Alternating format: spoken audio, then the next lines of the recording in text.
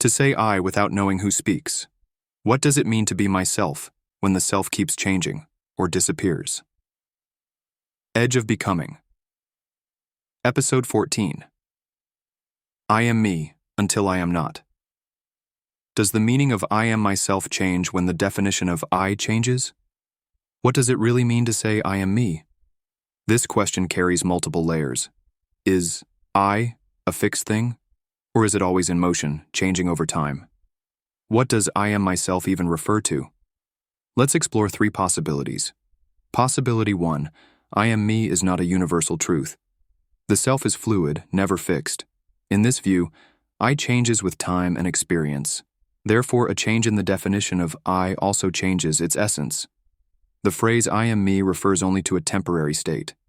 In this world, the self is not a fixed identity, but a dynamic process of self-recognition. I is a fleeting moment of coherence, not a timeless truth. Identity is constructed moment by moment. This aligns with the Buddhist concept of anatta, non-self, or modern psychology's idea of fluid identity. Conclusion: I am me is never absolute.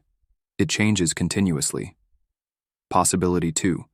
I am me contains something universal. Even if I changes, something essential remains. In this view, the definition of I may shift, but the experience of being oneself remains. In this world, the sense of self does not vanish, even if the structure changes. There is a constant awareness that says, whatever I am, I am. Like a wave that shifts form but remains part of the sea, I continues, no matter how it transforms. This recalls Descartes' cogito ergo sum, I think therefore I am. Even if we question who or what I is, the one asking the question still is. Conclusion: there may be a persistent thread in the experience of being me. Possibility 3. The idea of I am me dissolves. The question itself disappears. In this view, if the definition of I changes, we may no longer need to define it at all. The idea of being oneself becomes irrelevant. In this world, there is no need to affirm, I am me. Something continues to occur, but without a defined self. This echoes Taoist Wu Wei, effortless being, or the Buddhist concept of emptiness, shunyata.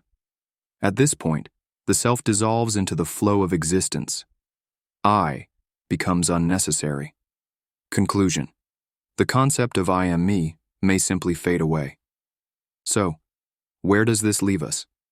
Do we cling to a shifting self, believe in a core identity, or release the need for self altogether?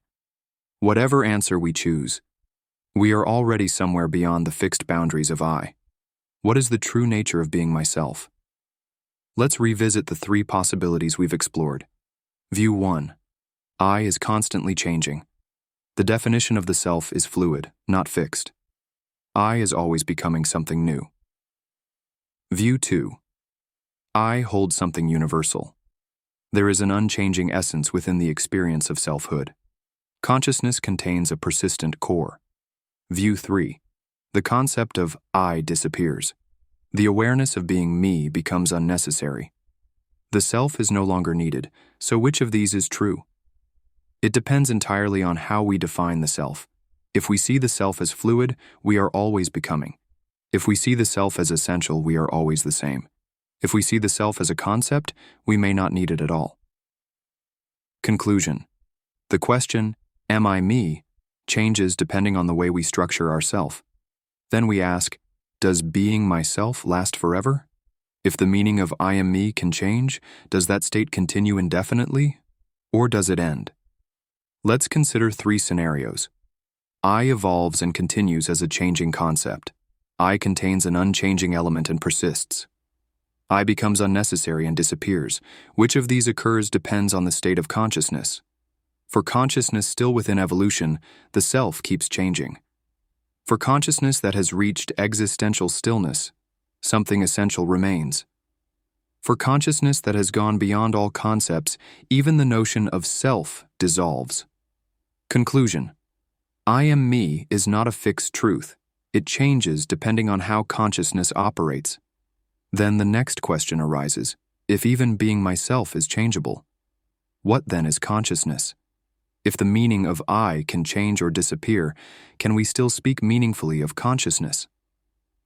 Does the question, what is consciousness, go beyond even I am me?